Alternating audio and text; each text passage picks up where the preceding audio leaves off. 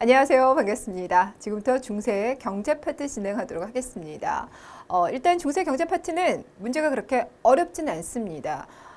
일단 여러분께서 이게 낯선 부분도 워낙 많이 있고요. 또 어렵다고 그러면 정말 꼼꼼하게 들어가셔야 될 부분이 있기도 하지만 요즘 전반적으로 공무원 시험 문제에서 이 경제 파트라든지 사회사 파트를 아주 꼼꼼하게 막 잘 나오지 않는 주제를 물어보거나 그러지는 않아요. 그래서 주로 빈출된 주제가 많이 나오기 때문에 여러분께서 오늘 수업 시간에 정리한 내용을 기준으로 정리해 주신다면 이쪽 파트는 크게 문제가 되지는 않으실 거예요.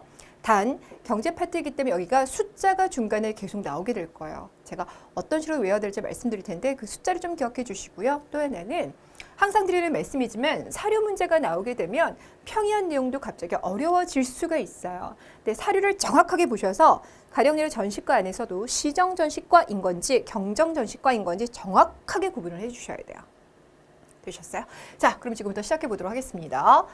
일단 제가 경제 파트라고 하면 크게 세 가지 파트로 진행됩니다라고 사전에 말씀드렸죠. 일단 첫 번째 경제생활. 어떻게 먹고 사는지 농업, 수공업, 상업 각각 분야를 나눠서 보는 거고요. 두 번째 수치 제도에 대해서 알아보고요. 마지막 토지 제도로 들어갑니다. 자, 그러면 고려 시대 경제 모습 그중에서도 농업 파트 들어갈게요. 농업이라고 하면 또 그 안에서 다시 크게 보자면 두 개로 들어갑니다. 일단 농사 짓기 위해서는 땅이 확보가 돼야 돼요. 근데 우리가 워낙 구릉지가 많은 나라입니다. 그러니까 구릉지를 중심으로 해서 개간을 해야 되거든요. 그래서 일단 첫 번째 어떻게 농토를 넓혀가느냐가 나올 텐데 어느 시대든지요 항상 개간을 장려합니다라고 나옵니다. 그럼 여러분께서는 어떤 걸 장려하느냐 이걸 좀 알아보셔야 돼요. 그러니까 영어로 말하자면 목적어에 해당하는 부분을 알아보셔야 되는데 이런 식으로 나오게 돼요. 황무지를 개간하는 거 장려합니다. 맞는 거죠. 황무지라고 하면 아직 거친 땅입니다. 이용하지 않았기 때문에 이용할 수 있는 땅으로 바꾸는 거 맞아요. 구릉지를 개간합니다. 제가 앞서 구릉지라고 하면 살짝 산이 많은 나라이기 때문에 그 언덕과 같은 것을 말했었죠. 자, 그래서 구릉지를 개간할 것이다. 맞아요. 그러다 보니까 왜 서궁이라는 사람이요 우리나라 왔다가 우리나라의 여러 것들을 경험하고 난 다음에 고려도경이라는 책을 썼다라고 말씀드렸어요. 거기에 보면 고려의 그 농토가 나오는데 그 사람이 뭐라고 하냐면 멀리서 보면 마치 계단과 같다라고 얘기되어 있습니다. 구릉지를 개간했기 때문에 그런 모습이 나와주겠죠? 자, 그리고 진전이라는 단어는 여러분께서 아마 처음 보셨을 거예요. 한국사 공부하실 땐 이런 용어도 좀 체크해 주세요. 진전이라고 하면 땅은 땅인데 어떤 땅이냐면 예전에는 농사를 졌어요. 근데 이제 현재 농사를 짓지 아니하는 땅입니다. 뭐 이유는 여러 가지가 있어요. 농사 짓던 사람이 아플 수도 있는 거고요. 사망했을 수도 있는 거고요. 아니면 농사를 잡았는데 투입되는 노동력에 비해서 얻는 수확물이 별로 없다 보니까 그냥 농사를 안 짓는 거예요. 근데 이미 국가에서는 조세 수입원으로 파기된 토지입니다. 즉 다시 말해서 양안이라고 하면 토지 대장이에요. 양안에는 올라가 있으나 농사 짓지 않고 버려져 있는 땅. 황무지라고 좀 다릅니다. 그렇죠? 이걸 바로 진전이라고 얘기를 해요. 고려라든지 조선시대까지는 계속 이 진전 문제가 있어요. 그래서 국가에서는 진전을 개간시키기 위해서 노력합니다. 또는 진전을 줄이기 위해서 노력합니다. 이해되셨죠? 간척이라는 건 당연히 아실 거고요. 이 간척이 이제 고려에서부터 이제 본격적으로 추진되는데 특히 고려 시대 중에서도 언제 본격적으로 하냐면 대몽항쟁기. 이때 강화도로 가게 될 것이고요. 그래서 강화 지역에서 간척 사업이 활발하게 일어납니다. 어려운 거 없으시죠?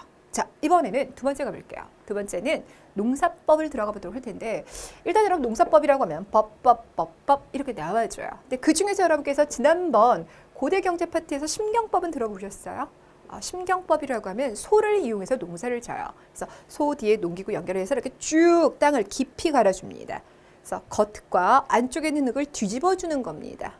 이해가시겠죠? 이걸 바로 심경법이라고 하는데 지난번에 이제 심경법을 시행한다라고 했으면 지금은 그 심경법이 일반화되었다, 보편화되었다 이렇게 접근을 하셔야 돼요. 그러니까 농사법이라고 하는 건 새로 시행되었다 1단계, 그것이 일반화되었다 2단계 항상 이렇게 들어갑니다. 그렇게 본다면 여기는 2단계가 되는 거죠. 12법이라고 하는 것은 비료를 말한다고 말씀드렸죠. 그렇죠? 천연 비료 사용하는 걸 말해요. 윤작이라고 하는 것은 한 땅에서 한 작물만 계속 재배하면 안 돼요. 그러면 농작물마다 좋아하는 영양분이 달라요. 그래서 예를 들어서 뭐 콩만 재배한다. 그러면 그 땅에서는 콩이 좋아하는 영양분이 다 빠져나갔기 때문에 나중에는 콩을 재배한다 해도 별로 효과가 없어요. 그래서 어떤 식으로 하냐면 돌려짓기를 하는 겁니다. 조를 재배했다가 콩을 재배했다가 보리를 재배했다가 그리고 한 번 좀 쉬어주는 거예요.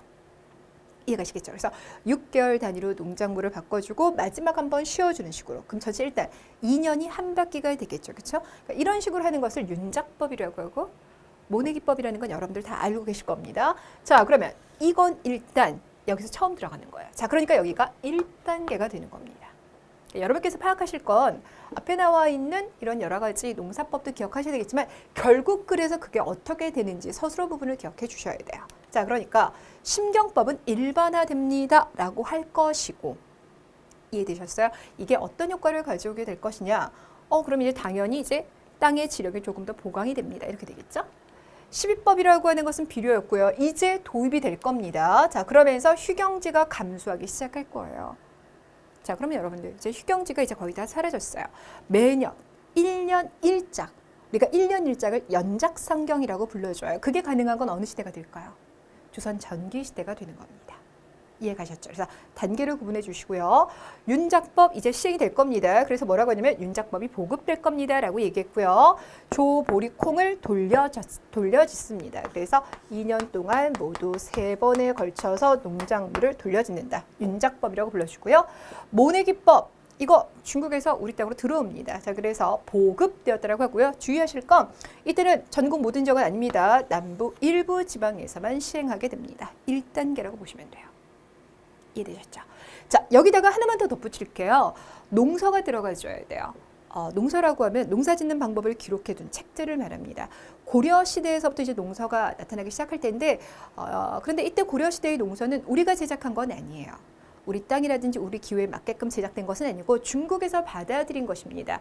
이암이라는 사람이 받아들였는데요. 이걸 바로 농상집요라고 불러줘요.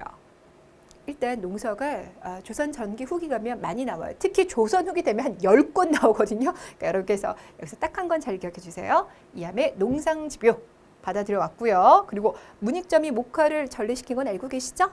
예, 좋습니다. 자, 그래서 농업 부분에서 변화는 이 정도 파악해 두시면 돼요. 자, 이번에는 두 번째 가볼게요. 두 번째 파트는 수공업 파트가 되겠습니다. 수공업이라고 하면 이제 물건을 만들어요. 우리가 물건 만드는 사람을 장인이라고 하잖아요. 그렇죠? 그래서 이 장인들이 물건을 만들게 될 것인데, 일단 이분들 같은 경우는 이제 예전에는 뭐라고 많이 불러줬었냐면 이분들 같은 경우는 이제 공장이라고 불러줘요. 그러니까 여기서 말하는 공장이라고 하는 건 수공업자를 불러주는 명칭이 되겠습니다. 자, 그럼 그 공장들이 관청에 소속되어서 물건을 만드는지, 소 단위에 살면서 물건을 만드는 건지, 아니면 가내수공업 형태로 집에서 만드는 것인지, 아니면 사원에 소속되면서 물건을 만드는 것인지에 따라서 나눠지게 돼요. 되셨어요? 자, 그럼 다시 갈게요. 일단 관청수공업이라고 하면 이제 국가가 그 공장들을 부르는 거야. 그때 그 공장들의 명부가 있습니다. 이걸 바로 공장안이라고 불러주게 되고요. 소수공업 같은 경우는 앞에서 향부곡소에서 몇 번 말씀드린 적이 있었죠? 자, 근데 문제는 향부곡소 지역이 워낙 차별을 많이 받아요. 그러다 보니까 이들 지역이 너무 많은 그 세금을 내야 되고 공물을 갖다 내야 되다 보니까 그들이 저항하기 시작합니다. 그래서 무신 집권기에 많이 봉기하였고, 그러면 서서히 세력이 이제 줄어들기 시작을 해요. 자, 그러다 보니까 어떻게 이야기할 수 있냐면 공장 안에 등록되어 있는 공장들을 불러서 물건을 만든다. 국가가 소 단위에다가 그들을 집어넣고 물건을 만들게 한다는 건 국가의 통제력이 강했을 때인 거죠. 그래서 전체적으로 이거는 고려에서도 전기 시기 때 주도적으로 나타난 수공업의 형태다, 이렇게 말씀을 드려요. 자, 반면에 민간에서 가내수공업 형태라든지, 여러분 사원이 뭐죠? 다 알고 계실 것 같아요. 제가 말씀드리지 않았는데 절을 말합니다.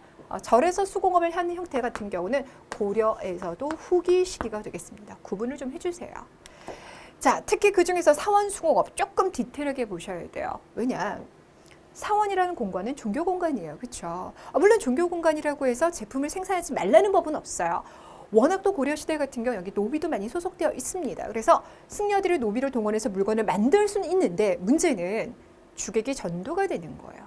그러니까 종교시설에서 만들 수 있긴 한데 고려 말로 가면요, 이 만들고 그래서 수익을 창출하는 부분이 뭔가 더 주도적인 목적으로 넘어가게 돼요. 그러다 보니까 사원이 가지고 있는 세속적인 성격이 점점 더 강해지고 그래서 종교적인 문제가 많이 발생하게 됩니다. 자, 그래서 이렇게 연결시켜 주세요.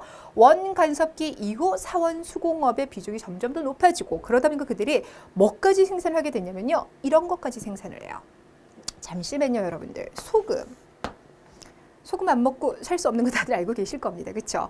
자, 그래서 국가 입장에서는 이 소금을 기본으로 통제를 하고 싶어 해요. 그래서 고려 전기 같은 경우는 국가가 주도적으로 생산했는데 점점 뒤로 가다 보니까 권문세족이라든지 아니면 사원에서 이걸 만드는 거예요. 소금을 만들어요. 그래서 나중에 충선왕이 이거 견제하기 위해서 실시했었던 게 바로 뭐가 있었냐면 가견법을 실시했다. 그래서 의염창이라는 걸 만들어서 이야기 기억나실까요? 네, 그렇게 연결시켜 주시면 되겠고요. 술까지 만들어서 팔게 되더라.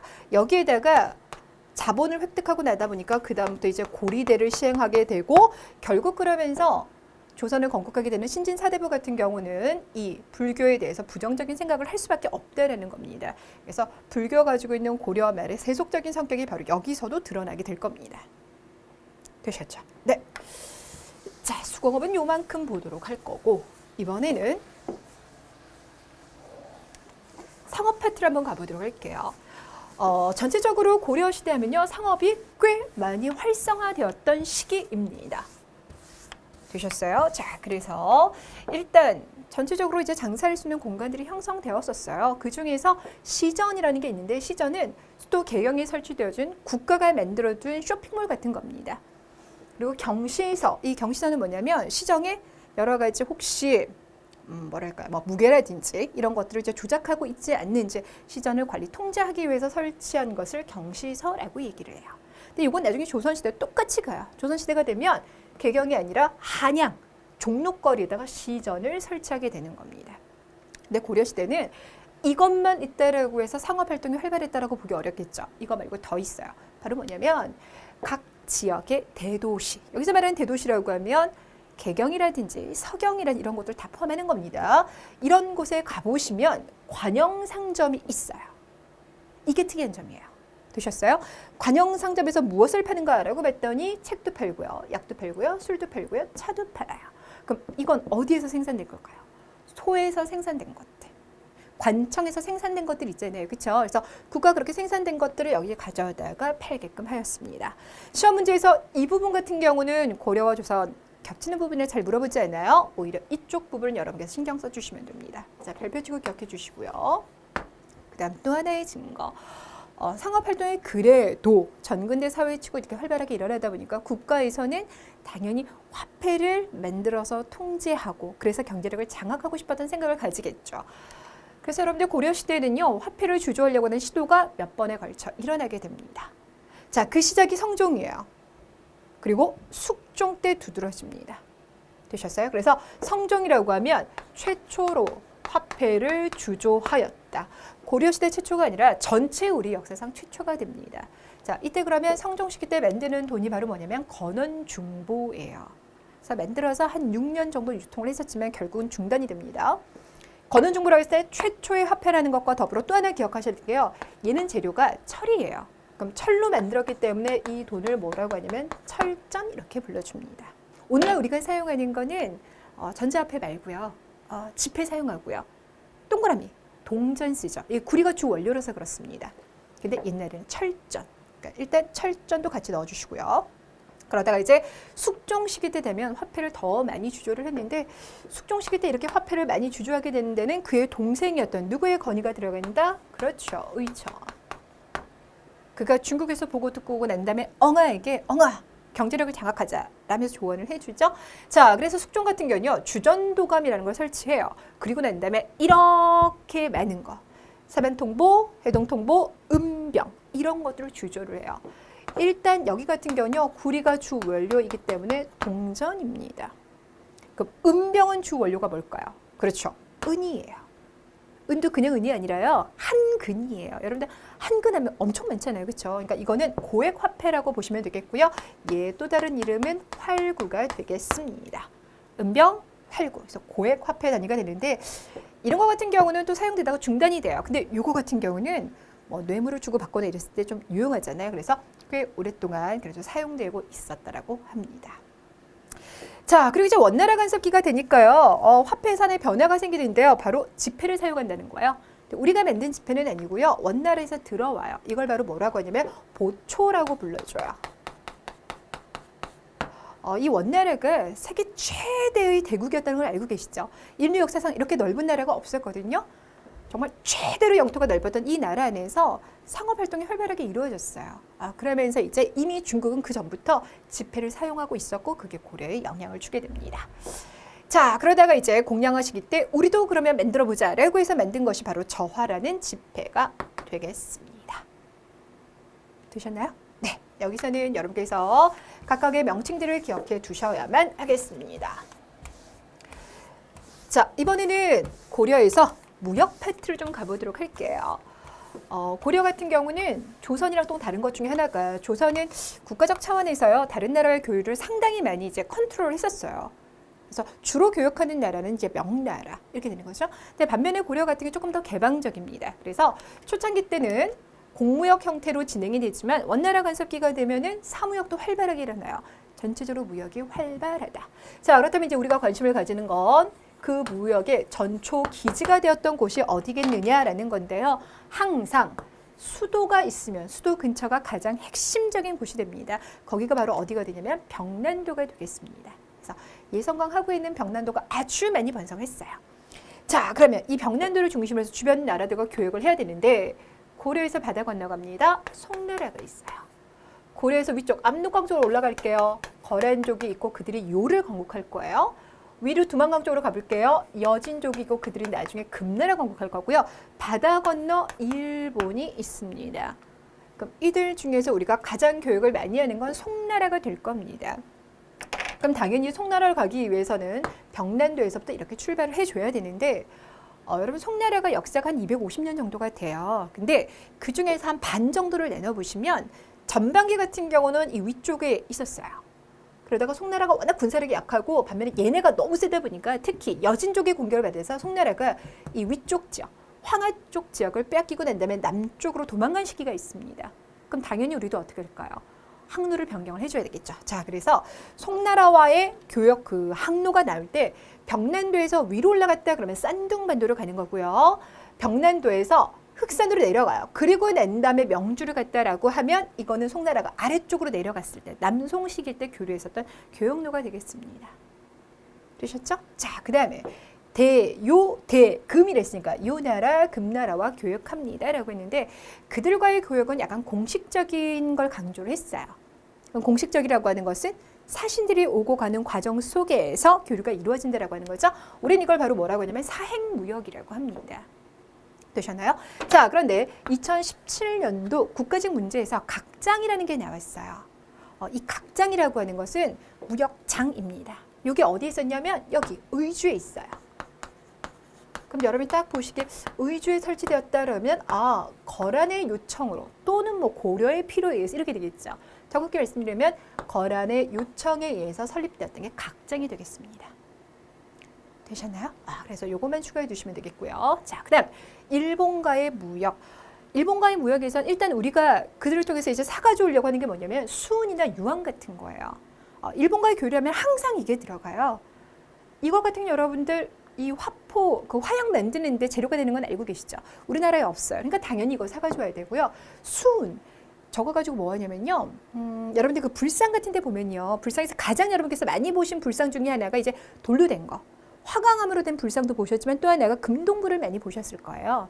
근데 금동불도 안쪽에 보면 그거는 이제 청동이에요. 근데 이제 구리로 만들어졌고 그 위에다가 금으로 한번 입혀둔 건데 이게 그냥 입히면 금이 안 입혀져요. 그래서 수은이랑 금이랑 이렇게 믹스를 해요. 그런 다음에 발라요. 그리고 난 다음에 열이란 이런 걸 가하고 나면 수은은 날아가고 금만 있다고 합니다. 그래서 수은을 다른 용도에 사용하기도 하지만 이렇게 이제 그 금동불 같은 거 입힐 때 있잖아요. 그럴 때 많이 사용했어요. 그래서 일본으로부터 우리가 수입을 하고요. 대신에 우리가 갖다 파는 건 식량이라든지 서적 같은 걸 갖다 팔아요. 자, 또 하나 눈에 띄는 게요. 아라비아 사람들과도 교류를 했는데 아주 많이 활발하게 한 것은 아니고 아라비아 사람들이 송나라 왔다가 고려의 소식을 듣고 우리 땅에도 들어왔다라는 겁니다. 자, 그들과의 교류했을 때 수은 향료를 수입했다. 어려운 건 아니죠. 네, 좋습니다. 자, 그래서 고려의 여러 가지 경제생활 모습은 이 정도까지 살펴보시면 돼요. 그러니까 내용이 어려운 게 아니라 자잘한 게 좀 많은 편인 거죠. 자, 그러면 관련된 사료를 좀 볼 텐데요. 첫 번째 봅시다. 일단 여기 고려 도경 이렇게 나왔으니까 이거는 중국 서궁이라고 하는 인물이 우리 땅에 왔다가 기록한 책이 되겠고, 들으셨어요? 여기 봤더니 고려는 평지가 적기 때문에 산전을 많이 만드는데 그 지역에 높낮이가 있기 때문에 지형을 따랐습니다. 그래서 경작하기가 무척 힘들며 멀리서 바라봤을 때 사다리나 계단과 같다라고 나왔습니다. 자, 그래서 계단과 같다. 이 글을 보시게 되면 고려 도경이 나오지 않는다 하더라도 아, 이거는 고려 시대에 관련된 사료이구나라고 기억해 두시면 돼요. 자, 밑으로 가볼게요. 자, 밑을 보시면 공방전이라고 나와 있습니다. 공방전은 임춘이라고 하는 무신집권기 때의 문인이 쓴 글이에요. 잠깐만 좀 소개를 해드리자면, 일단 무신집권기 때 문신들이 뭐 과거를 합격해서 관직에 나가는 게 결코 쉬운 일은 아니었죠. 물론 그 과정 속에서도 이규보 같은 사람들은 관직을 차지하게 됩니다만 임충 같은 경우는요, 철저하게 소외된 사람이에요. 집안이 정말 끝내주는 집안이에요. 럭셔리 집안이에요. 대단한 그 가문이었지만 하필이면 이 사람 딱 젊었을 때 무신정변이 딱 터진 거예요. 그러다 보니까 이 사람은 정확히 몇 년에 죽었는지 알 수는 없는데 30대 뭐 한 초후반 정도에 죽었던 것으로 파기돼요. 근데 아무튼 그 사람 같은 경우는 그 나이 20대쯤 되었을 때 무신정변이 일어나다 보니까 철저하게 권력에서 소외가 됐어요. 되셨어요. 그래서 쓸쓸한 삶을 살았는데요. 대신 그가 이제 글을 좀 남겼습니다. 그 중에 하나가 바로 공방전입니다.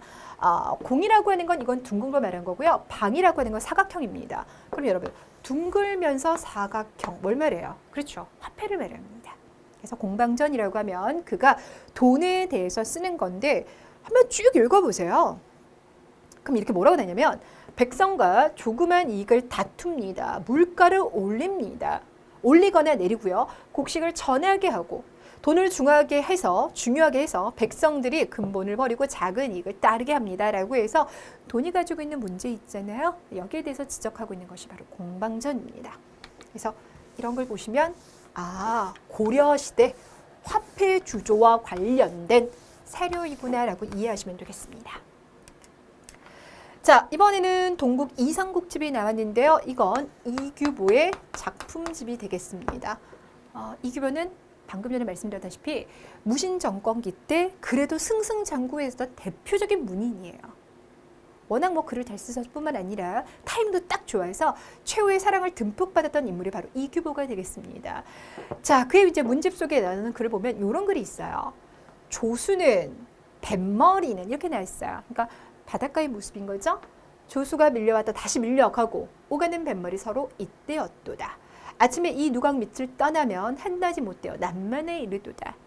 그러니까 여기서 이제 고래에서 출발한 상선이 저기 중국으로 가는 그 모습을 그려두고 있습니다.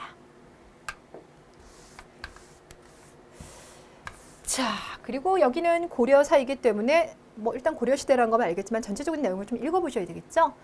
자, 지금 부역을 피하려는 무리들이 부처의 이름을 걸고 돈놀이를 하거나, 일단 부처의 이름을 걸고라고 했으니까 이곳은 사찰이 되겠다 또는 사원이 되겠다. 되셨죠? 자, 농사 축산을 업으로 삼고 장사를 하는 것이 보통이 되었다. 어깨에 걸치는 가사는 술 항아리 덮개가 되었고 라고 해서 사찰, 서원에서 술을 만든다는 것도 알 수가 있고요.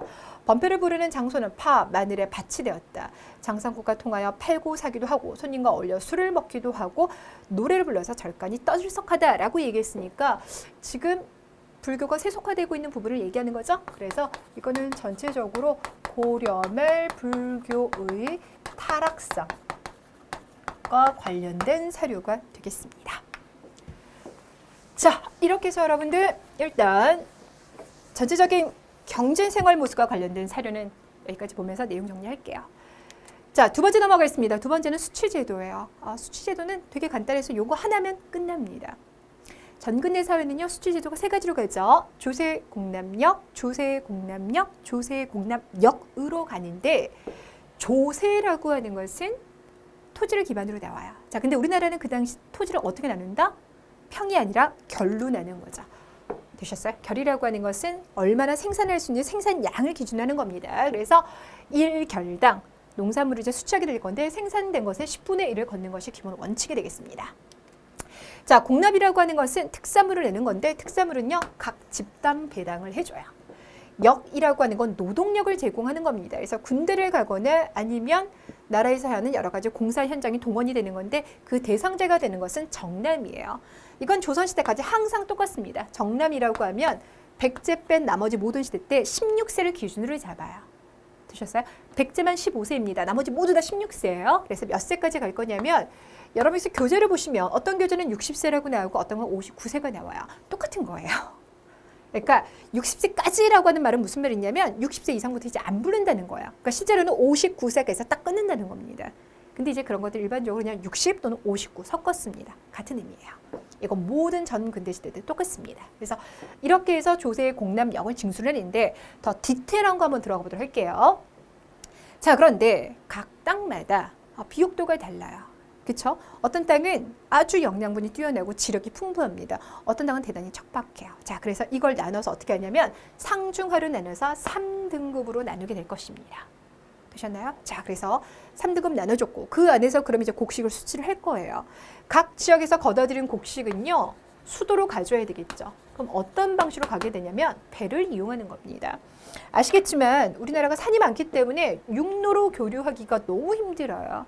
그러니까 강이라든지 바닷길을 이용해줘야 되고 결국 그래서 각 지역마다 뭐가 형성이 돼 있냐면 창고가 형성이 돼 있어요. 그래서 그 창고에서 도읍지에 있는 개경까지 가져와야 되는 형태입니다. 그래서 조창이 있고 경창이 있는데 조창이라고 하는 건 각 지역에 있는 창고를 말해요. 경창이라고 하는 건 수도에 있는 창고를 말합니다. 됐나요? 그래서 이렇게 이용하는 이 제도를 바로 조운제도라고 하고요. 이건 조선시대도 똑같습니다. 되셨죠? 자, 이번에는 특산물.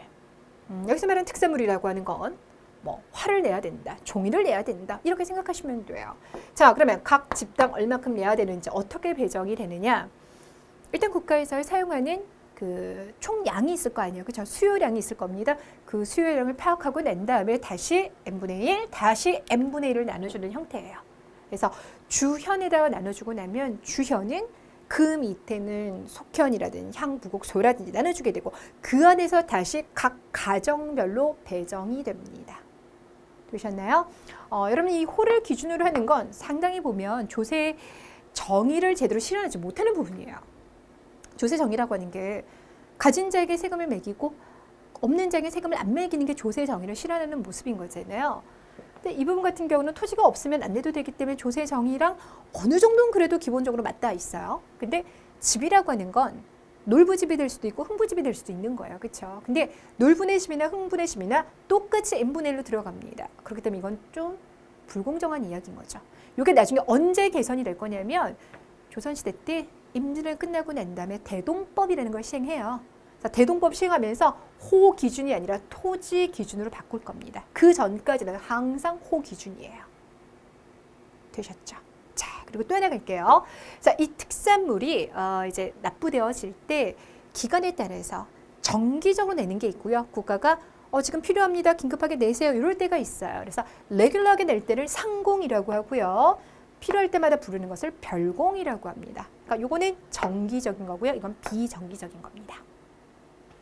되셨죠? 자, 그 다음에 역. 역 같은 경우도요. 이거 무조건 다 하는 건 아니고요. 또 등급을 나눠줄 거예요. 그래서 9개의 등급으로 나눕니다. 이거 같은 경우는 정남이 몇 명 정도 있느냐 그거 파악하고 난 다음에 나눠요. 자, 근데 여러분께서 이 부분 지금 판서를 보시면서 조금 궁금한 거 없으세요? 그냥 암기를 하시면 되겠지만 제가 유난히 9자, 3자 앞에다가 색깔 넣어놨어요. 자, 제가 맨 앞서 무슨 말씀을 드렸냐면 경제 파트 특성상 여러분 숫자에 조금 민감하셔야 됩니다라고 말씀드렸죠. 바로 그 말씀 드리려고 하는 겁니다. 특히 이 수치제도 관련해서 369, 369를 기억하셔야 돼요. 수치제도 관련돼서 369가 나옵니다. 가령 예를 들어서 민정문서 있잖아요. 신라의 민정문서에서도 369 법칙이 들어가는데 일단 3년마다 춘주가 작성하고요. 인구 같은 경우는 성별이라든지 나이를 기준으로 해서 6등급으로 나눠줄 거고요. 그 다음에 각 집들 같은 경우는 상상호에서부터 출발해서 하하호까지 9등급으로 구분합니다. 369, 369 되셨어요? 근데 여기도 똑같이 들어가요. 조세 같은 경우는 토지의 비옥도에 따라서 3등급으로 나눠주고요. 그 다음에 장정의 숫자에 따라서 9등급으로 나눠서 역을 배정합니다. 되셨습니까? 네. 자, 마지막으로 그럼 이런 모든 것을 총괄하고 있는 정부 조직은 무엇입니까? 라고 했는데 고려 같은 경우는 왕, 그리고 밑으로 가시면 중서문화성과 상서성, 상서성 밑으로 가시면 이병, 호형, 예공 이렇게 있었잖아요. 자, 그 중에서 요거 담당하는 곳이 어디냐면 호부예요. 지금으로 말하면 기재부에 들어가거든요. 호부가 될 것이고요. 호부 같은 경우는 호적을 작성하고 양안을 작성합니다. 호적이라고 하는 것은 인구 동태를 파악하는 거고요. 양안이라고 하는 것은 토지 대장이 되겠습니다. 단 주의할 거. 이걸 작성할 때 기본 원칙이 요거는 3년이에요. 요건 20년이에요. 그런데 아직까지 남아있는 거 보면요. 고려시대가 그렇게 그러니까 주기적으로 규칙적으로 잘 시행했다는 걸 파악하기 좀 어렵습니다. 그래서 현재 양안이 남아있는 게 어느 시대에 남아있냐면 공양왕 시기 것만 남아있어요. 양안 같은 경우는. 그래서 요거는 만약에 시험 문제에서 고려가 국가 초기 단계에서부터 호적과 양안을 아주 규칙적으로 제정했다. 그건 틀려요. 그러니까 호적과 양안을 작성했다라고 하는 말은 맞겠으나 국가 초기 단계에서부터 아주 규칙적으로 그건 틀립니다. 이해가셨을까요? 예, 요거 하나 파악해 두시고요. 자, 두 번째, 고려 같은 경우는 각 지역에 사또가 다 있는 건 아니라고 했었죠? 사또, 즉 수령이 있는 곳도 있고 없는 곳도 있어요. 없는 곳이 훨씬 더 많기 때문에 주로 향리가 실질적으로 수치를 담당하고 있습니다. 자, 이 부분은 지방행정이랑 연결시켜서 기억을 해두시면 될 것 같아요. 자, 그러면 이렇게 해서 여러분들 수치 제도도 이제 끝난 거예요. 그럼 마지막 남아있는 게 토지 제도가 되겠습니다. 자, 근데 제가 앞서서요, 예전에 농업이라든지, 그 다음에 관료전, 이런 거 설명드리면서 우리나라의 토지 제도라고 하는 건 소유권에 대해서 공부하는 것이 아니라 수조권에 대해서 공부하는 거다라고 말씀을 드렸죠. 자, 수조권이라고 하는 것은 조세를 징수할 수 있는 권리입니다. 라고 얘기를 했어요. 자, 그렇다면 고려시대 토지제도인 전시권은 마찬가지입니다. 수조권을 누가 가지고 있느냐, 이걸 가지고 여러분께서 파악을 해주셔야 돼요. 자, 그러면 가볼게요. 일단 첫 번째, 수조권을 그럼 받은 대상자가 누구입니까? 라고 본다면 당연히 여러분 생각했을 때 관리인 거죠. 근데 여러분들 관리라고 하면요, 다시 그 안에서 나누어져요. 일단 첫 번째가 품관층이 있어요. 품관층이라고 하면 품계를 받은 겁니다. 1품, 2품, 3품, 4품 쭉 해서 9품까지 받은 거예요. 되셨어요? 반면에 나는 관리이긴 하지만 품관을 받지 못한 사람, 그러니까 품계가 없는 품외층이 있어요. 되셨어요? 이렇게 나눠져요. 그래서 우리가 일반적으로 아는 문반, 무반, 조선시까지 포함하는 겁니다. 그래서 이들 같은 경우는 품관층입니다. 근데 보통 우리가 얘기하는 서리, 뭐 이런 색들은 품외층이 됩니다. 근데 조선시대 같은 경우는 어떠냐면 조선시대는 주로 이쪽에게만 토지를 나눠줘요. 수조권을 줘요. 근데 고려시대 같은 경우는 이들에게도 줍니다. 이게 고려의 특징이에요. 자, 그래서 전시권을 보시면 이렇게 나와요. 그럼 이렇게 나온다는 건 문무관리 말합니다. 기술관 들어가요. 근데 뿐만 아니라 서리, 향리, 중앙관청, 지방관청이에요. 거기에서 일하는 하급관리들이에요. 되셨어요? 그리고 하급군인, 장군 말하는 거 아니에요. 장군은 당연히 이쪽에 들어가겠죠. 그렇죠? 장군 말고 그냥 중앙군에 소속되어 있었던 일반 군인들 있죠? 그들에게도 줍니다. 더 나아가서 한인이라고 했는데 이거 잠깐만 기다려주세요. 다음 페이지가 설명드릴게요. 지리업자니까 이건 풍수지리랑 관련돼 있는 거겠죠. 되셨어요? 그래서 고려가 가지고 있는 특징은 뭐냐면 품계를 가지고 있거나 품계를 가지고 있지 아니하거나 어찌됐거나 나는 일을 한다라고 하면 여러 가지 형태로 다 수조권을 나눠주고 있어요. 이게 고려의 특징입니다. 이해되셨어요? 자, 요거 하나 파악하시고요. 그리고 난 다음에 뭐에 대한 그러면 이제 수조권을 나눠주느냐라고 하면 일단은 농사짓는 땅이 나와요. 이걸 전지라고 얘기합니다. 그럼 시지라고 하는 건 뭐냐면 이건 임야예요. 그래서 땔감을 구할 수 있는 권한을 말합니다. 조선시대는 여기만 주거든요. 고려시대는 이것도 줍니다. 이게 특징이고요. 모두 18개의 등급으로 나누는 건 고려와 조선이 동일합니다. 자, 그리고 지급 원칙. 그럼 이 사람들이 평생 하느냐? 기본 원칙은 바로 뭐냐면 직관이라고 해서 직관이라고 하면 내가 현재 지금 일을 하고 있는 경우 현직자를 대상으로 합니다. 그러니까 퇴직자는 아니에요. 원칙은 그래요. 되셨어요? 그리고 또 하나, 자, 이들에게 나눠주는 땅에 대한 수조권은 전국 토지를 대상으로 하고 있습니다. 여기까지 이해되셨습니까? 네, 자, 그렇다면 그 다음 페이지에서는요, 요거 볼게요. 이들에게 나눠줬다라고 했는데 누가 받느냐에 따라서 그들에게 나눠준 토지의 명칭이 달라져요. 그거 하나씩 살펴볼 텐데 이렇게나 많이 있어요. 근데 여러분들 지금 보이시는 거죠? 제가 너무 많이 써서 이게 지금 안 보이고 막 반사된 것처럼 보이고 그러는 건 아니죠? 볼게요. 자, 일단 과전 갑니다. 과전이 모든 토지의 가장 기본이라고 생각하시면 돼요. 그래서 문무 관리를 기반으로 해서 기본적으로 나눠준 토지를 과전이라고 얘기를 합니다. 자, 두 번째 공음전이 있습니다. 얘는 워낙 많이 들어보시게 될 예정이 될 텐데 이건 5품 이상 관리에게 추가로 주는 토지예요. 그러니까 내가 만약에 3품이다라고 하면 나는 과전 받습니다. 그리고 공음전 추가로 받습니다. 그리고 또 하나, 내가 한번 받았잖아요. 이거 자자손손 세습입니다. 자, 그러다 보니까 우리 집안에서 5품 이상 관리가 나와줘요. 근데 그것도 한 사람이 아니라 여러 사람이 나와줘요. 그럼 그런 사람들이 받은 이 공음전이 자자손손 이어가다 보니까 우리 집안에서는 그것만 먹고 살 수가 있어요. 바로 문벌귀족이 형성되는 겁니다. 문벌귀족의 경제적 기반하면 공음전이 나와줄 거예요. 자, 군인전이라고 했으니까 이거는 중앙군, 하급 군인들을 얘기하는 거고요. 외역전에서 외자라고 하는 건 바깥 외를 말합니다. 그럼 이건 지방을 말하겠죠? 그래서 향리에게 주는 것을 외역전이라고 얘기합니다. 하지만 우리가 앞에서 지방행정하면서 얘기를 했어요. 향리가 또 그 안에서 9개 등급이 나눠지잖아요. 근데 여기서 외역전을 받았다라고 하면 전부를 다 말하는 건 아니고요. 그 안에서도 상층 향리들에게 나눠졌다라고 봅니다. 자, 별사전이라고 하면 앞서서 우리 지리업체 있었죠? 그리고 승려에게 나눠주는 걸 별사전이라고 하고요. 사원전이라고 했으니까 국가적 차원에서 사찰에다가 나눠주는 겁니다. 국가에서요, 사찰에다가 저렇게 땅을 주잖아요. 그 땅에서 세금 안 냅니다. 면세 토지입니다. 그러니까 국가에서 불교를 얼마나 숭상했는지를 알 수 있는 부분이 되겠고요. 자, 한인전. 제가 앞서서 여기 첫 번째 쭉 냈을 때 조금 이따 말씀드릴게요 라는 바로 그 부분이 되겠는데 이 한인전에 대해서 논란이 조금 있기는 있어요. 학자들에 따라서. 근데 공무원 시험에서는 그 중에서 어떤 의견을 채택하고 있느냐. 여러분들 보통 아버지가 이제 관리다 그럼 자식도 관리인 거죠. 아버지가 농부다 자식도 농부이고요. 아버지가 상인이다 자식도 상인입니다. 왜냐하면 전근대 사회에서는 부모의 직업을 이제 보통 세습을 하니까요. 자, 그러면 우리 아버지가 이제 공무원이에요. 단 여기서 하위직일 경우를 얘기를 하겠습니다. 하위직일 때 아버지가 그러면 이제 은퇴하시거나 돌아가시고 나면 내가 그 자리로 올라가야 되는데 아버지가 지금 아직 은퇴하지도 않았고 돌아가시지도 않으셨어요. 그럼 나는 어떻게 돼요? 임용 대기자 신분이 되는 거예요. 이해되셨어요? 근데 나도 이제 일정한 나이가 됐는데 계속 임용 대기자로 밥벌이 없이 있을 수는 없는 거예요. 그래서 국가에서 뭐라고 하냐면 잠깐만 너 임용 대기자 신분인 거지 일종의 그래서 경제적으로 보상해 줄게 라고 하는 게 한인전이 되겠습니다. 되셨어요? 그래서 하급 관리의 자제가 아직 임용되기 전에 대기 상태에 있을 때 받는 것이 한인전입니다. 구분전이라고 하는 건요. 이건 입구자예요. 입이에요.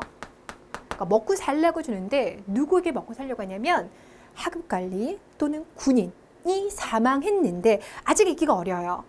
만약에 아이가 이제 큰다라고 하면 당장 그 아들이 아버지 직을 이어가면 되겠지만 그러지 못하는 상황이에요. 자, 그럴 때 유가족들에게 먹고 살아라 라면서 나눠주는 토지가 바로 구분전이 되겠습니다. 그러니까 이런 것들은 뭔가 관리층의 신분을 보장해주기 위한 제도적 장치다라는 게 느껴지실 겁니다. 자, 둔전. 이건 조선시대까지 똑같은 의미입니다. 이거는 군사기지에 주는 거예요. 그래서 옛날 같은 경우는 군부대에다 둔전을 두면 군부대가 훈련도 하지만 틈틈이 농사도 줘요. 그래서 자체 경비를 거기서 얻어가는 겁니다. 공회전이라고 하면 공짜가 들어갔으니까 뭔가 이제 공공기관 이런 성격이 드시죠? 네, 맞아요. 관청 경비랑 관련되어 있고요. 내장전, 요 외내 이렇게 구분하실 필요는 없지만 어찌됐거나 조선시대까지 내자가 들어가면 이거 다 왕실 관련된 거예요. 사극 같은 데 보시면 뭐 내명부 어쩌고저쩌고 하면서 왕비라든지 후궁과의 관계를 얘기할 때 내명부에 따르며 뭐 이런 얘기 하잖아요. 내장전, 내자가 들어가면 왕실 쪽입니다. 왕실 경비. 자, 마지막으로 학전입니다. 학전이라고 하면 이거 공부 관련돼 있는 거죠. 그래서 국자감과 향교에 나눠준 것을 학전 이렇게 불러줍니다. 자, 일단 여러분께서 이거 암기하셔야 돼요. 그리고 이 안에서 다시 한 번만 더 볼게요. 뭘 볼 거냐면요. 여기 일단 8개를 한번 보세요. 여기 나와 있는 요 8개 같은 경우는요. 누구에 준 거예요? 개인적인, 그러니까 사람에게 준 거잖아요. 그렇죠? 그래서 요거는 관리 그 자체에게 준 겁니다. 반면에 여기 나와 있는 4개 같은 경우는요. 관청이라든지 어떤 조직에게 준 거예요. 그래서 이걸 어떻게 구분할 거냐면 얘를 사전이라고 얘기를 해요. 얘를 그럼 뭐라고 할까요? 공전이라고 합니다. 공과 사를 구분하는 그 공사가 되겠습니다. 요즘에는 공전과 사전이라는 이 개념 자체를 가지고 물어보지는 않아요. 근데 여러분께서 여러 가지 개념서를 보시면 공전, 사전이 나와 있을 때 개인에게 주었느냐 아니면 조직에게 나눠주느냐에 따라서 나눠서 보시면 되겠다라고 이해하시면 되겠습니다. 자, 2번째, 영업전이라는 게 있어요.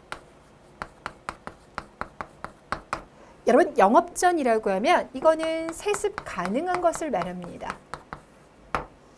제가 바로 앞 페이지에서 전시과가 가지고 있는 특징 중에 전시과는 고려의 거의 모든 관인층에게 줍니다라고 말했었고 단 원칙적으로는 직관에게만 줍니다라고 얘기했어요.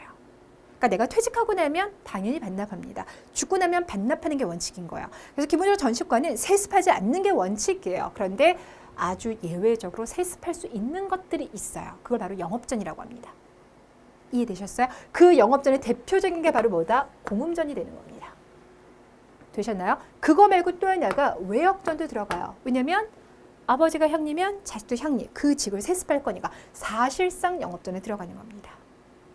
이해되셨을까요? 자, 그런데 여러분들 영업전은요, 요 정도만 할게요. 왜냐면 영업전의 그 대상에 대해서는 조금 논란이 있어요. 그래서 시험 문제에서 영업전인 것은 영업전이 아닌 것은 이렇게 물어보지는 않아요. 그래서 여러분이 머릿속에 영업전이라면 세습 가능한 것이다 라고 하시면 되겠고요. 나중에 여러분께서 뭐 검색해 보시면 되겠지만 영업전에 들어가는 게 공음전, 외역전, 그리고 한인전, 구분전까지도 얘기하고 있으나 그걸 외우라고는 아무도 얘기하지 않아요. 되셨어요? 이거는 이제 관인층의 신분을 보장해주는 수단이다. 그렇게까지만 기억하시면 되겠습니다. 자, 그렇다면 이제 거의 끝나가는 것 같죠? 근데요, 마지막 부분이 제일 어려워요. 그리고 제일 중요합니다. 바로 뭐냐? 우리가 지금 이렇게 얘기했던 이 전시과의 모든 특징들은 단 한 번에 만들어진 것이 아니라는 겁니다. 그래서 시기적으로 분류를 좀 해두셔야 됩니다. 자, 일단 첫 번째, 전시과가 시행되기 전에 먼저 역분전 체제부터 가는 거죠. 역분전이라고 하면 어느 왕 때? 태조 시기 때 시행이 됐어요. 그러니까 아무래도 공신들에게 나눠주는 것이 될 것이고, 그래서 그때 같은 경우는 농공 행상적 성격이 강하더라. 이렇게 얘기합니다. 자, 그러다가 시정전시과, 전시과를 처음 시작했다 그래서 시정전시과라고 합니다. 이게 만들어지는데 언제 때냐면요, 경종이에요. 그럼 경종이 누굴까요? 여러분, 태조가 있고요, 해종이 있고요, 정종이 있고, 그리고 광종이 있었잖아요. 그 광종 아들이 경종이에요. 자, 그러면 여기가 5번째인 거야. 그래서 경종 때 시정전시과 시행했다는 거 하지만 앞서서 광종을 살짝 집어넣어 주세요. 개정전시과? 개정전시과는 목종식이에요. 되셨어요? 그러면 경종과 목종 사이에 일단 누가 있냐면 여기 또 성종이 있어요. 그래서 여러분께서 어떻게 이해하셔야 되냐면 광종 때 여러 가지 개혁이 나왔고 거기에 영향을 받아서 경종 시기 때 시정전시과가 만들어졌다. 이렇게 하나 연결을 하셔야 되고요. 성종 시기 때 거의 또 체제 개편 끝났죠. 그것이 어느 정도 반영이 되어서 목종 시기 때 개정전시과, 개라는 게 고쳤다라는 거예요. 그리고 난 다음에 경정전시과는 언제 나오냐면 문종 시기 때 나옵니다. 일단 요걸 알고 계셔야 돼요. 그럼 다시 가볼게요. 시정전시과에서 경정전시과, 일단 지급 대상에서 차이를 보면은요, 우리는 일단 직관, 그러니까 현직자에게 나눠줍니다라고 얘기했었죠. 그 현직자에게 나눠준 요 경정전시과가 우리가 일반적으로 생각하는 그 전시과예요. 근데 그 전에는 직관뿐만 아니라 산관에게도 나눠줬어요. 그러다가 개정전시과에서는 직관에게 지급되는 양을 더 확대시키고 상관에게 줄입니다. 그러다가 나중에 아예 상관을 없애는 거예요. 구분 못하실까요? 직관이라고 하면 내가 현재 일을 가지고 있는 거예요. 보직을 가지고 있는 경우고 나 지금 이거 보직 없는 경우입니다. 되셨어요? 그래서 요거 구분하시면 되겠고요. 그 다음 지급 기준. 당연히 내가 현재 일을 하면서 내가 어느 품계에 있는지에 따라서 대상이 달라지겠죠. 그런데 특이한 점이 뭐냐면 위로 한번 올라가 볼게요. 시정전시과 같은 경우는요, 관품, 이거 품계매라거든요. 품계만 보는 것이 아니라 뭐도 봤다? 인품도 봤다. 이게 조금 특이합니다. 왜 그러냐면 아직까지 여러분들 여기 지금 경종식이면 5대 왕식이거든요. 그럼 고려가 건국된 지 그리 오래된 시간이 아니에요. 그러다 보니 여전히 육토표면 호족이라든지 개국 공신 세력들이 남아 있었고, 아무리 광종 시기 때 많이 제거했다라고 하지만 여전히 남아 있는 세력들이 있습니다. 그들의 여러 가지 공로를 인정 안 할 수가 없는 거예요. 그래서 인품도 살짝 고려가 됩니다. 되셨어요? 자, 그리고 마지막 특징 파트를 한번 볼게요. 먼저 시정전시과를 들어갑니다. 다시 한번 말씀드리지만 시정전시과는 광종의 업적에 어느 정도 영향을 받을 수밖에 없었습니다. 그래서 광종 같은 경우는요, 기존에 있었던 호족 세력들 많이 쳐냈어요. 그러면서 그가 사색 공복 체제를 마련했었습니다라고 얘기를 했었죠. 자, 그런 것들이 그대로 반영이 되어서 여기 같은 경우는 사색 공복을 기준으로 해서 나눠주고 거기 안에 인품도 같이 고려합니다. 이렇게 될 거예요. 그러니까 사색 공복을 고려한다는 것은 광종의 여러 가지 개혁의 결과물이 되겠고, 인품을 고려한다는 건 아직까지 개국 공신의 영향력이 어느 정도는 있겠구나. 두 개가 약간 같이 영향을 줘서 만들어지는 게 시정전시과라고 보시면 되겠습니다. 자, 그리고 또 하나, 우리가 바로 앞 페이지죠? 네, 바로 앞 페이지에서 전시과 그 토지의 종류 있잖아요. 모두 12개를 뵀어요. 근데 그 12개가 다 완료가 된 게 바로 이 시점이에요. 그럼 이때는 그 중에 몇 개만 있었겠죠. 그 시작이 바로 뭐냐면 과전입니다. 그래서 일단 요거 잠깐 빼세요. 그러니까 그때는 가장 베이직한 과전만 있었다고 생각하시면 돼요. 근데 여러분들 이 과전이라고 하면 문무관리에게 주는 거예요. 그럼 나머지 빠져있는 세력들이 너무 많잖아요. 그렇죠? 고려 같은 경우는 지급 대상이요, 문무관리에서부터 기술관, 서리, 향리 되게 많았는데 이 시정전시과 때는 그 많은 사람들에게 나눠줄 토지의 종류가 아직 정립이 안 된 거예요. 근데 주기는 줘야 되겠어요. 그래서 마련해 둔 것이 바로 뭐냐면 한외과라는 겁니다. 일종의 번외전? 그러니까 추가? 예, 그렇게 생각하시면 돼요. 번외편. 이해되시겠어요? 이걸 바로 한외과라고 불러주고요. 이 한외과 같은 경우는 15개월씩 지급했다. 이렇게 될 거예요.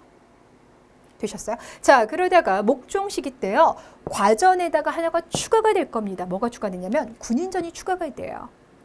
왜 추가될 수밖에 없냐면 성종 시기 때 거란은 1차 침입 막아냈죠. 그러니까 당연히 그들에게 경제적 보상을 해줘야 돼요. 그래서 군인전이 만들어지고요. 그럼 한해과는 없나요? 아니요. 군인 말고도 여러분들 토지를 받아야 될 사람들은 여전히 존재하고 있어요.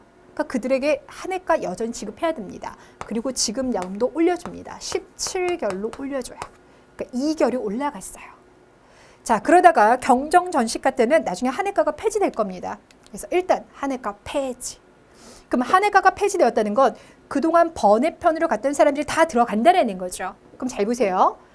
과전, 이미 과전 있어요. 군인전 여기 들어가 있다는 얘기인 겁니다. 그 말고도 공음전이라고 해서 오품 이상 관료들에게 하나 더 준다 그랬죠? 그거 있어요. 한인전, 별사전, 외역전 이런 것들이 이때 쫙 마련됩니다. 이해가시겠어요? 이게 여러분들 제가 장담하건데 어떤 여러분들 개론서를 보셔도요, 내용이 되게 어렵게 나와 있어요.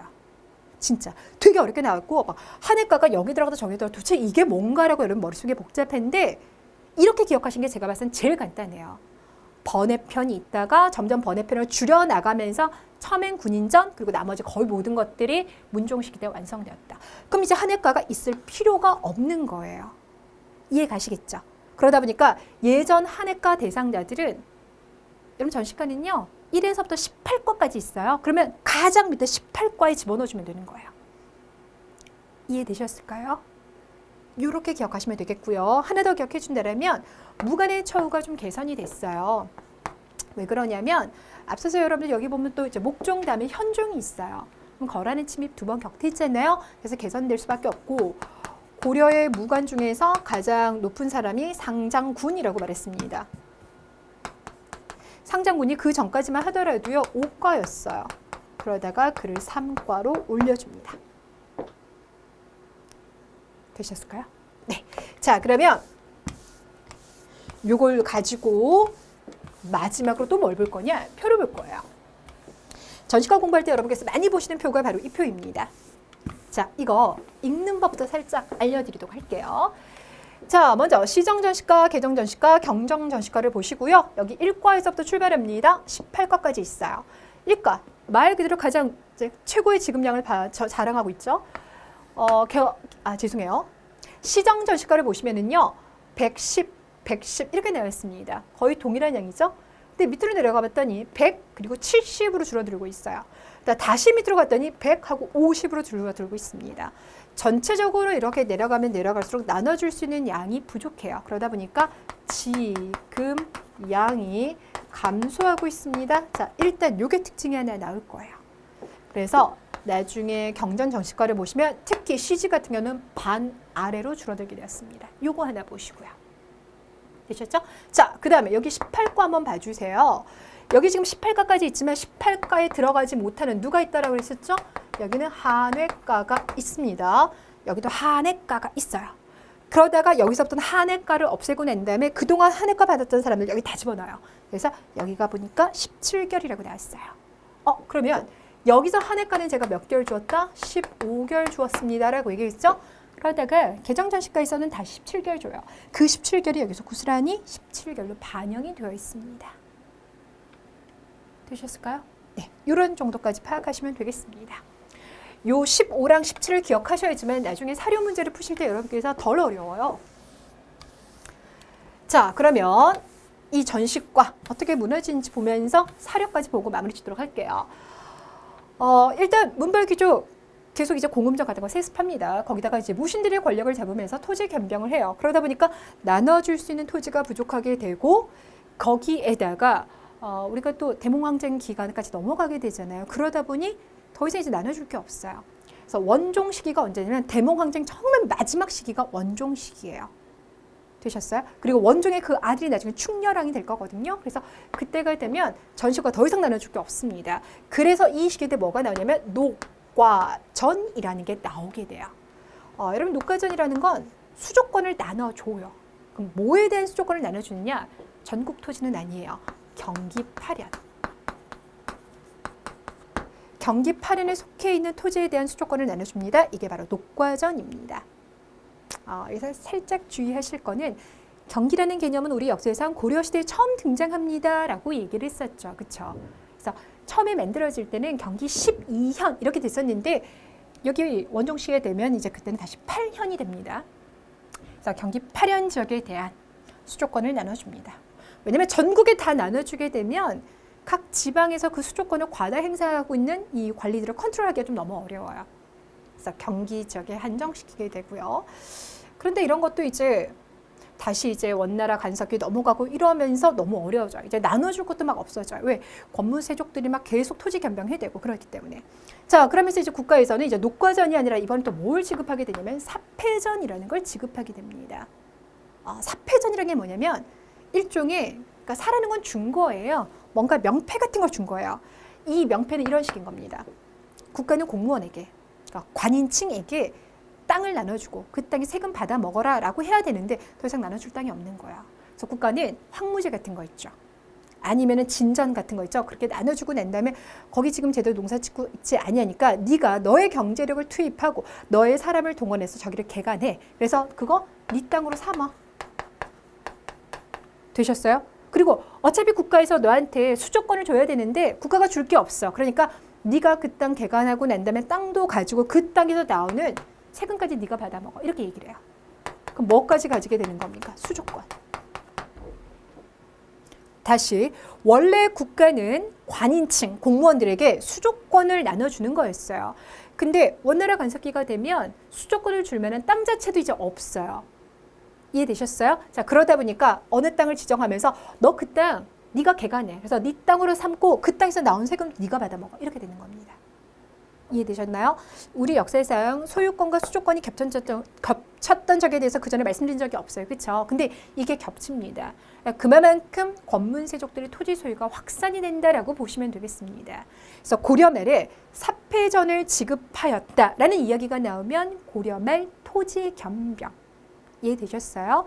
대토지 소유, 농장 확대, 그로 인한 경제력 붕괴와 관련되었다라고 이해하시면 되겠고 그러다 보니까 결국은 이 문제 시정하기 위해서 신진사대부가 과전법이라는 새로운 토지 제도를 마련하게 되는 겁니다.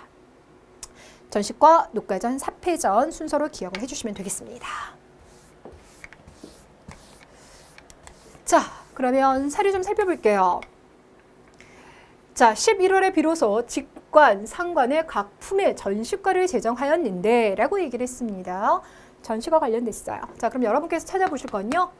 시정전시과인 건지 개정전시과인 건지 경정전시과인 건지 나눠보시면 돼요. 자, 관품의 높고 낮은 것은 논하지 않고 다만 인품만 가지고 전시과의 등급을 결정하였다. 일단 여기까지 보시면 파악되시는 거죠? 여기 뵀더니 직관, 상관. 현재 내가 보직이 있느냐, 보직이 없느냐 상관하지 아니하고 관인층에게 나눠줬습니다라고 있으니까 적어도 이거 아니죠. 그쵸? 시정 아니면 개정이 되겠습니다. 근데 여기 또 봤더니 품계도 품계이지만 무엇을 고려한다? 인품도 봅니다. 이렇게 얘기를 했었어요. 되셨어요? 자, 그렇다면 이건 뭐에 대한? 시정전시과에 대한 사료가 되겠습니다. 자, 시정전시과 같은 경우는 광종의 업적과 호족들의 역량이 아주 골고루 같이 나타납니다라고 말씀을 드렸죠. 자, 그 밑에 나와 있는 부분은 뭐냐면요. 여기 보시면 자삼 이상은 이렇게 나왔고요. 그 다음에 단삼 이상은, 비삼 이상은, 녹삼 이상은 이렇게 나왔어요. 자단, 비녹. 뭘 말합니까? 광종시기 때 만들었던 사색 공복에 대해서 얘기를 하고 있어요. 그래서 사색 공복 나눠주고 난 다음에 그 안에서 다시 18품으로 나눌 것인지 10품으로 나눌 것인지 되셨습니까? 시정전시과. 이게 바로 2019년도 국가직 문제에서 나왔던 사료가 되겠습니다. 자, 그리고 또 하나, 이게 시정전시과라고 알 수 있는 조항이 있어요. 이 부분이에요. 이해 전시과 등급에 들지 못하는 자들이 있어요. 그들에게 한결같이 전 15결을 지급하였습니다. 라고 얘기했는데 지금 여기서 말하는 전시과 등급에 들지 못하는 그들에게 나눠준 토지다라고 하면 그렇죠. 한해가가 되겠고요. 한해가가 15결이었다라고 하면 시정전시과. 개정전시과에서는 17결로 간다라고 했죠. 그리고 마지막 경정전시과에서는 한해가 자체를 없애서 그들을 모든 전시과 대상에다 집어넣기 때문에 해당하지 아니합니다. 자, 이번에 좀 보세요. 문무 양반 및 군인들의 전시과를 개정하였습니다 라고 했는데 자, 여기 지금 전시과가 나왔으니까 시정, 개정, 경정인 거고 근데 그 중에서 군인 나왔으니까 적어도 시정은 아닌 거예요. 그쵸? 자, 제1과가 전 100결이고요. 시 70결. 이거를 못 외운다 하더라도요. 이 범위 안에 들지 못한 자에게 모두 전지 17결을 지급하였습니다. 라고 했으니까 여전히 무엇이 존재하고 있다? 한해과라고 하는 번외전이 존재하고 있고 그 중에서 17결을 지급하였다. 라고 얘기했으니까 아, 여기는 개정전시과이구나 라는 걸 여러분들이 아실 수가 있을 거예요. 되셨죠? 문제 이렇게 푸셔야 돼요. 그래서 경제 파트에서는 369, 369도 중요하고 전시과에서 결수도 중요합니다. 마지막 하나만 더 볼게요. 자, 충렬왕 때 왕이 교지를 내렸습니다. 왕족, 제축 등이 한전을 많이 차지하기를 바라고 국가에서도 농사에 힘쓰고 곡식을 중히 여기는 뜻에서 사패를 주었다라고 했습니다. 그러니까 더 이상 지금 뭔가 나눠줄 게가 없어요. 그래서 국가에서는 개발권을 줬습니다. 자, 그런데 문제는 사패를 빙자해서 비록 주인이 있는 곳에도 이걸 이제 주인이 있는 것인데 아니야 이건 국가가 나 이거 개발해서 가지래 이런 식으로 해서 이거 권력을 남용하는 거예요. 결국 그러면서 일반 백성들 토지를 모두 빼앗습니다. 그 패가 적지 않다. 원래 주인이 있었던 것을 돌려주도록 하라라고 하였습니다. 라고 했으니까 아, 사패전으로 인한 여러 가지 패단. 자, 결국 이러니 이것이 무엇으로 이어질 수밖에 없었다? 고려 말 공량왕 시기 때 과전법을 실시하는 토지 개혁으로 이어갈 수밖에 없었다라는 상황을 보여주는 사료가 되겠습니다. 자, 여기까지 하겠습니다. 경제 팩트 잘 정리해 주시길 부탁드리겠습니다. 수고 많으셨습니다.